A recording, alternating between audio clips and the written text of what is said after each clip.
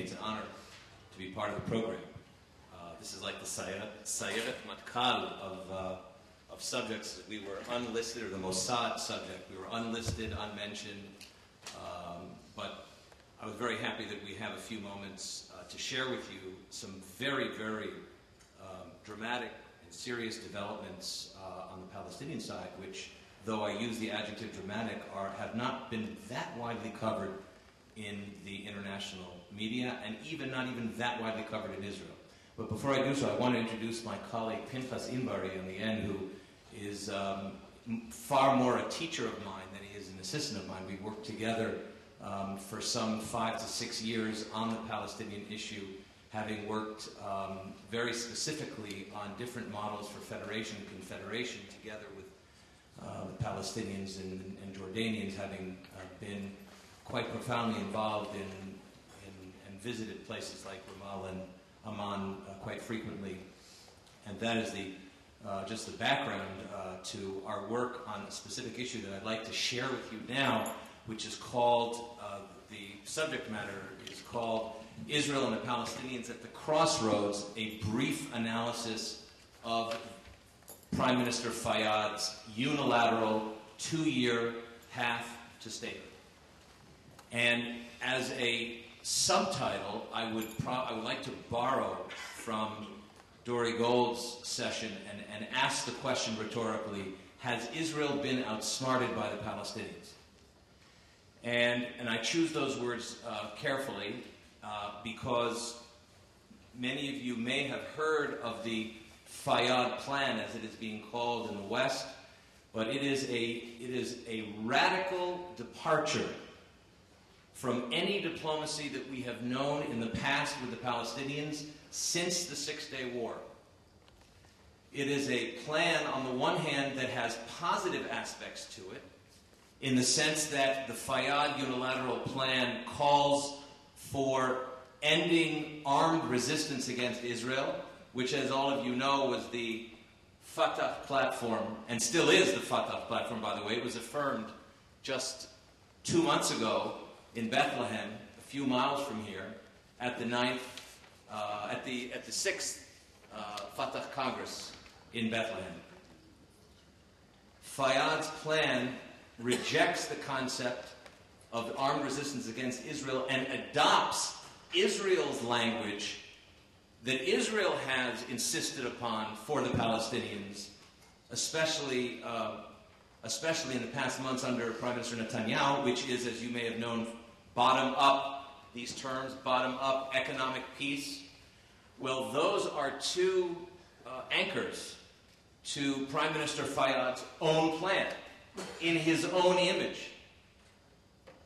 And that is a very positive development, in the sense that finally there is a Palestinian leader, unelected though he is, appointed, of course, by Palestinian chairman Mahmoud Abbas. Some say Palestinian president, but according to the interim agreement in Oslo, that is still valid, he's officially, technically called chairman, and it's an important point we should discuss later. But what he has done, as in a way the official top of the line subcontractor, if you will, for Mahmoud Abbas, is to say, we, the Palestinian Authority, are now turning into a state-building organization.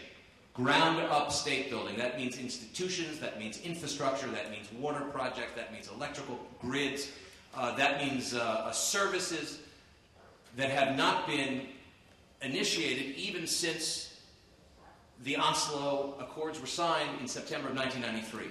So this is a far and sharp turn away from the traditional Palestinian position of armed resistance against Israel. Now,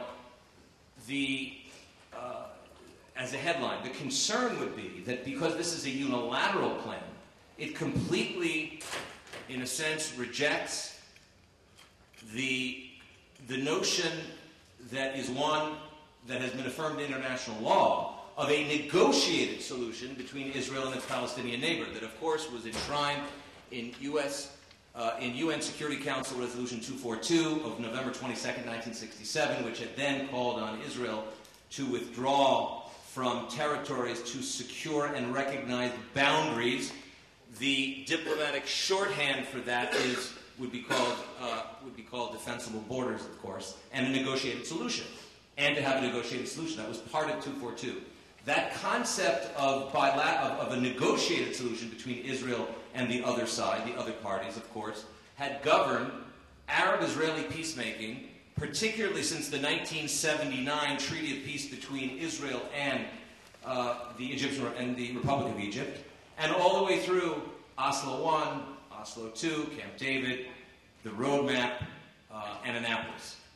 It is that principle that has been the anchor of all Palestinian or Arab-Israeli diplomacy that is now being shunted aside according to the Fayyad plan, and that in 2 years, in 23 months to be exact, from today, according to the plan itself, and I have a copy here for those of you who may be interested in looking at it, the intention is that the Palestinian Liberation Organization governing bodies, headed by its largest faction, the Fatah, will unilaterally proclaim a Palestinian statehood.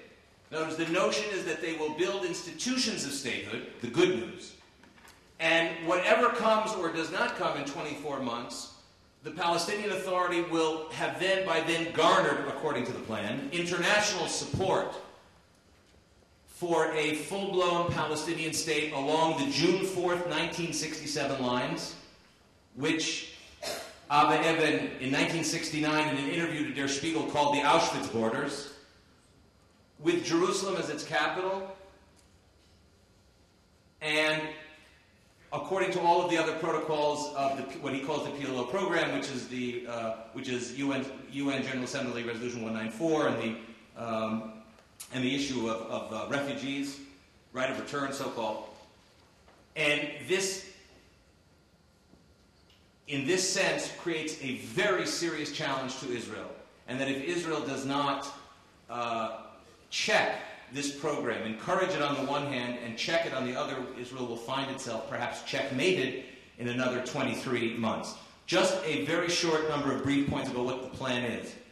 The Palestinian Authority lacks the basic institutions of statehood, and that is what the Prime Minister, a U.S.-educated economist, very much beloved and embraced by the United States and the Europeans, and frankly, and very much supported in Israel, for his sharp turn away from traditional Palestinian violence-based politics into a state-building project. What he is calling for, Prime Minister, which is a cause for concern for Israel, is, for example, that all of these institutions and all of this infrastructure would be built throughout the West Bank, Judea, and Samaria, which brings us, from an Israeli point of view, to a fundamental security challenge. And you can see behind me the board that comes from our Ministry of Defense that has represented the exact same challenge in every peace process that Israel has been engaged in, and that goes back to Israel's requirements for defensible borders.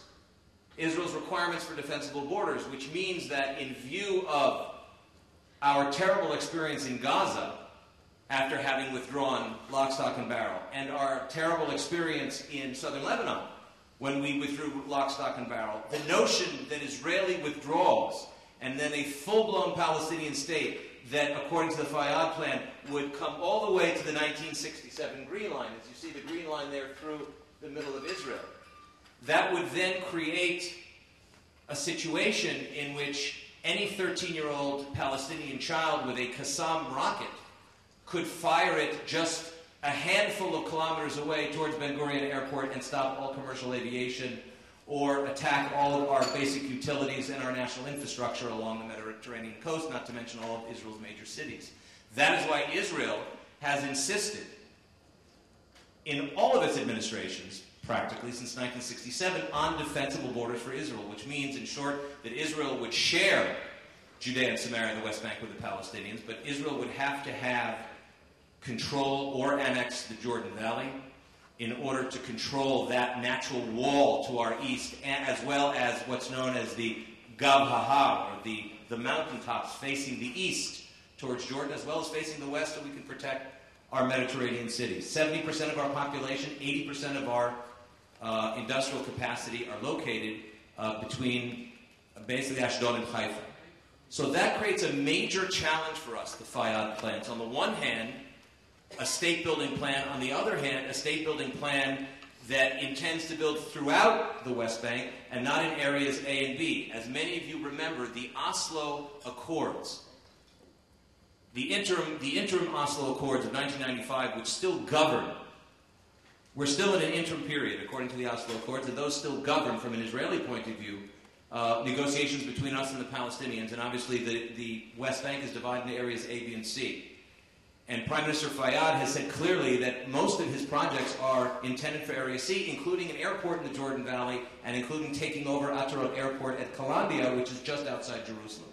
That, according to Israeli security echelons with whom I spoke 4 or 5 days ago, is a non-starter because of the vital security interests that Israel has. So, two issues. The unilateralism of the Fayyad plan is a major threat to Israel because it completely reverses the entire notion of a negotiated agreement that is enshrined in the interim agreement at Oslo, and then which is based in UN Security Council Resolution 242, as well as the issue of the security challenge to our traditional concept of defensible borders, which Prime Minister Netanyahu talked about 4 weeks ago in an interview with the Israel Today newspaper. He said there are some, and I quote, there are some that have prophesized the 1967 lines as our ultimate border.